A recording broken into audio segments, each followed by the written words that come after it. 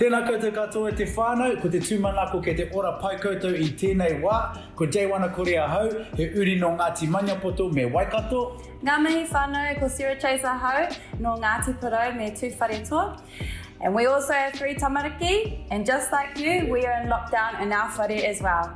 So for those of you who don't know us, we're all about that kai life. We've been contestants on My Kitchen Rules, we've got our own cookbook, we've got our own online cooking series on Whakaata Māori called Quick Kai with Jay and Sarah. So be sure to jump on there and check those out while you're on isolation to try some new recipes. Ko whakakore katoa ngā toa kai, all the restaurants and cafes are closed, so you might as well use this time to get in the kihini and try out some new kai skills.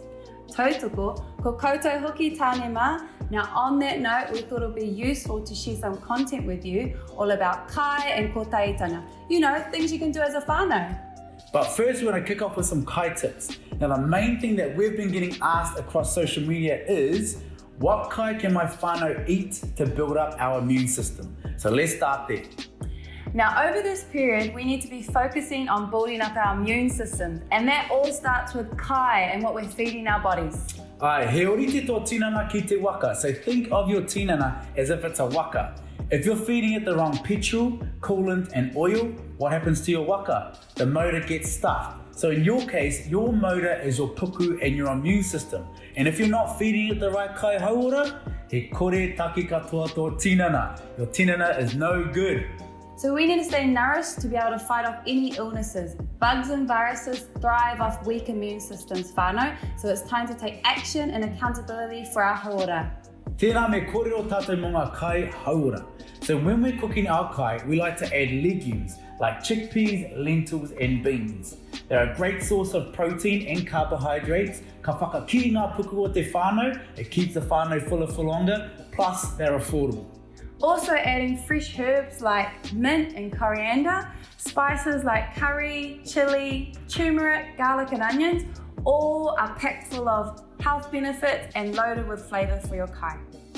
Kia kaha ki te kai I ngā hua whenua ka kāriki.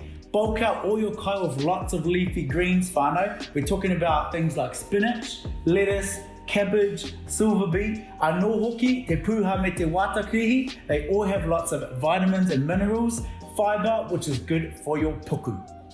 So let's think about cutting down on our simple carbs like white rice and white bread and eating more of our complex carbs like oats, brown rice, wholemeal pastas and breads, kumara, nuts and seeds, foods that keep you fuller for longer and provide sustained energy. Kia mutu mai me kōrero mātou mō ngā pire hauora. So let's talk about vitamins. Unless your fruit and veggies are grown organically in nutrient-rich soil, a lot of our huarako and hua whenua are actually nutrient deficient, which means we're not getting all the nutrients that we need for our tinana.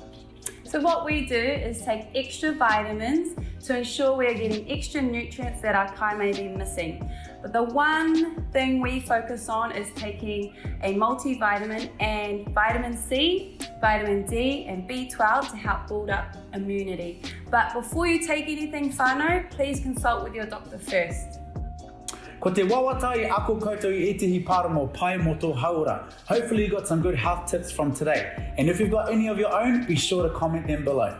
We want all our friends and whānau to be taking action and accountability for their hauora. So please share this with them. We want you guys to stay connected with us during this isolation period, so be sure to follow us on social media at Whānau Wellbeing on Facebook and Instagram for more kai recipes and whānau wellbeing tips. Nō reira, ko mutu mata mō tēnei wā, kia harikoa, kia hauora, kia haumaru hoki mo te oranga tonutanga o tō whānau. Mā te wā!